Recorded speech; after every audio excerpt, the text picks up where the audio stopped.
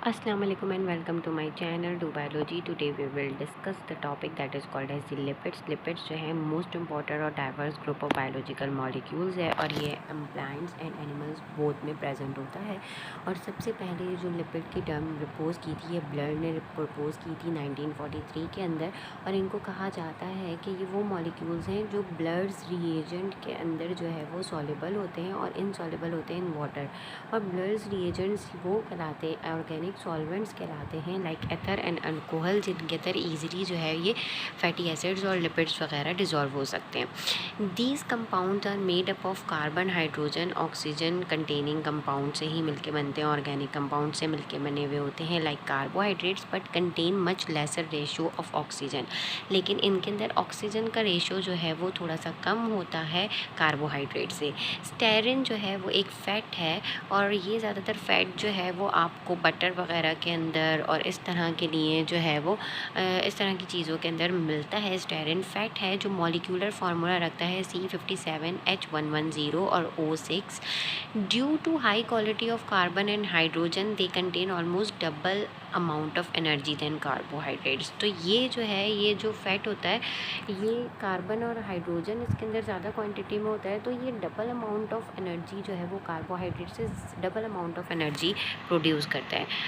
Following are some common groups of lipids हैं। Acyl glycerol जो है वो फैट्स एंड ऑयल्स कहलाते हैं, ठीक है। यानी कि एसाइल ग्लिसरॉल्स जो हैं वो अल्कोहल और फैट्स, ये कह लीजिए, या फैट्स एंड ऑयल्स पे कंसिस्ट कर रहे हैं। These are the condensation products of glycerol and 3 fatty acid commonly called as fats and oil. इनके अंदर क्या होता है, कंडेंसेशन प्रोडक्ट्स ऑफ ग्लिसरॉल हैं और इसके अंदर जो है वो आपके पास 3 फैटी एसिड्स जो हैं वो प्रेजेंट होते हैं। ये 3 फैटी एसिड और glycerol, they can be define as the esters of glycerol and fatty acid. Esters क्या कहलाते हैं, एस्टर की बॉन्डिंग होती है अल्कोहल और फैट्स के दरमियान, और ये एस्टर बॉन्ड जो होता है वो लिंकेज फॉर्म करता है बिटवीन अल्कोहल और ऑर्गेनिक एसिड्स। और यहाँ पे ऑर्गेनिक एसिड में फैटी एसिड आ जाता है और उनमें से अगर वाटर को रिमूव कर दें तो that process called as the esterification, ठीक है। यानी कि लिंकेज बॉन्ड फॉर्म हो between alcohol and fatty acids या ऑर्गेनिक एसिड्स और उसके अंदर से वाटर रिमूव आउट हो जाए, that process called as the esterification, ठीक है। यहाँ पे 3 ग्लिसरॉल्स के, 3 फैटी एसिड्स के हैं। यहाँ पे जो है उन्होंने बॉन्ड फॉर्मेशन कर दी है, वाटर का रिमूवल हो गया, 3 वाटर के मॉलिक्यूल्स जो हैं वो इनमें से रिमूव आउट हो गए, ठीक है। ग्लिसरॉल जो है वो ट्राई हाइड्रो ऑक्सी अल्कोहल होता है of 3 carbon atom containing, each atom contain OH group. अब यहाँ पे आप देख लीजिए कि यहाँ पे हर एटम में OH ग्रुप है, ठीक है, ग्लिसरॉल के। While a fatty acid is a type of organic acid containing 1 carboxylic group with hydrocarbon chain. और इसके अंदर एक कार्बोक्सिलिक ग्रुप नज़र आ रहा होगा आपको हाइड्रोजन चेन के साथ, ठीक है। अब यहाँ पे इन्होंने कहा कि जब 3 फैटी एसिड कंबाइन होंगे विद ग्लिसरॉल तो at 1 OH they form 3 ester bonds. इस तरह से 3 एस्टर बॉन्ड्स फॉर्म्ड होंगे और जो कंपाउंड जो है वो फॉर्म बनेगा, या जो कंपाउंड बनेगा एस्टर बॉन्ड जब फॉर्म हो जाएंगे तो ट्राइग्लिसरॉल या ट्राइग्लिसराइड कहलाएगा। The Their triglycerol are neutral in nature because all the 3 OH group of glycerol become bonded with fatty acid। अब ये न्यूट्रल नेचर क्यों हो गया, क्योंकि यहाँ पे सारे के सारे जो हैं 3 OH ग्रुप जो है वो ग्लिसरॉल जो है वो बॉन्ड हो गए फैटी एसिड से और कोई भी चार्ज बियरिंग OH जो है वो लेफ्ट नहीं रहा, मतलब कोई भी OH चार्ज के साथ नहीं है, वहाँ पे खाली प्रेजेंट नहीं है। तो 2 टाइप के एसाइल ग्लिसरॉल्स होते हैं, एक तो है वो सैचुरेटेड कहलाते हैं और एक अनसैचुरेटेड कहलाते हैं। जो सैचुरेटेड कहलाते हैं अब उनको फैट्स का नाम दे देते हैं और जो अनसैचुरेटेड होते हैं अब उनको ऑयल्स कह देते हैं।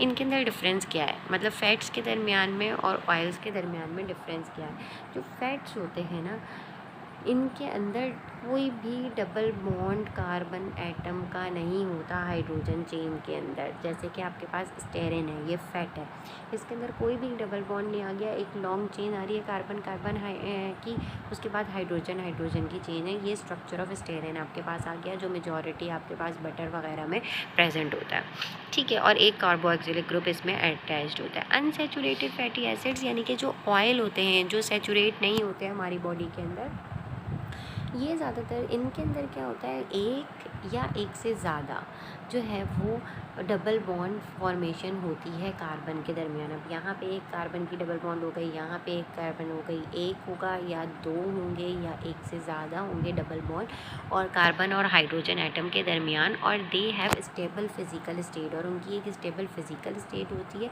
Usually they found at liquid state at ordinary temperature. Normal fats जो होते हैं वो लिक्विडिफाइड नहीं होते, सॉलिडिफाइड होते हैं, हार्ड इन नेचर होते हैं नॉर्मल रूम टेम्परेचर पे। लेकिन ये जो लिक्विड्स होते हैं, ये जो आपके पास ऑयल्स होते हैं या अनसैचुरेटेड फैटी एसिड होते हैं, ये ऑर्डिनरी टेम्परेचर पे या रूम टेम्परेचर पे जो है वो लिक्विड होते हैं, और ज़्यादातर जो है ये फाउंड करते हैं कहाँ पे प्रेजेंट होते हैं, प्लांट्स के अंदर प्रेजेंट होते हैं, और also called as the oil, जो मेजॉरिटी हम सीड से निकालते हैं, लिनोलिन फाइंड इन सीड, ठीक है।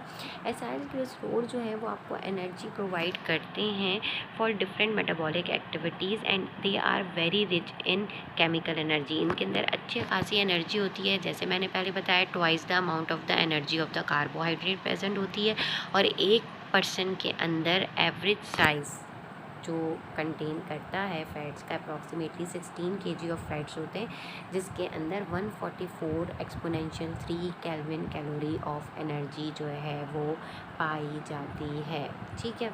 फिर उसके बाद आ जाते हैं आपके पास फॉस्फोलिपिड्स। फॉस्फोलिपिड्स जो है वो टाइप ऑफ लिपिड्स की हैं जो कंडेंसेशन प्रोडक्ट ऑफ ग्लिसरॉल और 2 फैटी एसिड्स, एक कोलाइन और एक फॉस्फेट ग्रुप के साथ अटैच्ड होता है।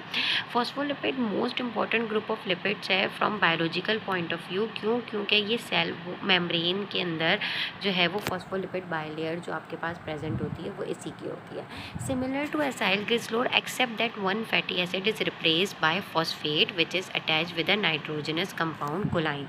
ये जो है ये किससे मिलता है, एसाइल ग्लिसरॉल की तरह ही होता है, लेकिन एक फैटी एसिड जो है वो फॉस्फेट ग्रुप से रिप्लेस्ड होता है, जो एक नाइट्रोजनस कंपाउंड के साथ अटैच होता है, और उसको कह देते हैं आप कोलाइन, ठीक है।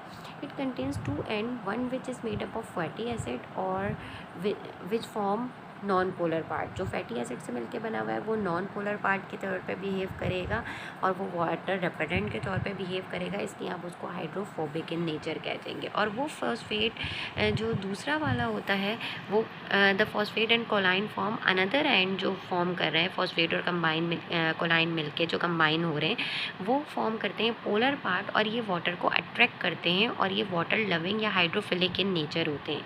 Phospholipid are present in all living cell and form membrane. जो आपकी सेल मेम्ब्रेन होती है फॉस्फोलिपिड बाइलेयर ही होती है। They are related to vital functions such as regulation of cell permeability. इसका काम क्या होता है, ट्रांसपोर्टेशन ऑफ प्रोडक्ट करता है, परमिएबिलिटी ऑफ सेल को प्रोवाइड कर रहा होता है, और प्रॉपर्टीज़ ऑफ सेल जो हैं वो ज़्यादातर डिपेंड करी होती है फॉस्फोलिपिड के कंपोनेंट पे। अब you can see in this picture कि भाई यहाँ पे कोलाइन एक नाइट्रोजनस बेस ग्रुप अटैच्ड है, एक फॉस्फेट ग्रुप अटैच है, और बाकी ये फॉस्फेट ग्रुप की लिंकेज है, ठीक है। तो ये इसके लिपिड बाइलेयर स्ट्रक्चर है, और ये 2 पार्ट्स के ऊपर कंसिस्ट कर रहा है, 1 and 2, ठीक है। 1 part is consist on phosphate and कोलाइन and another part is consist on the fatty acid, ठीक है। फिर उसके बाद जो हाइड्रोफोबिक एंड होता है और एक होता है हाइड्रोफिलिक एंड। हाइड्रोफिलिक एंड जो होते हैं वो क्या कहलाते हैं, लविंग वाटर लविंग एंड जो होते हैं, तो ये वाटर को फेस कर रहे होते हैं। हाइड्रोफोबिक एंड जो है वो वाटर को फेस नहीं करता। तो दैट्स इट फॉर टुडे, और नेक्स्ट क्लास के अंदर हम जो है वो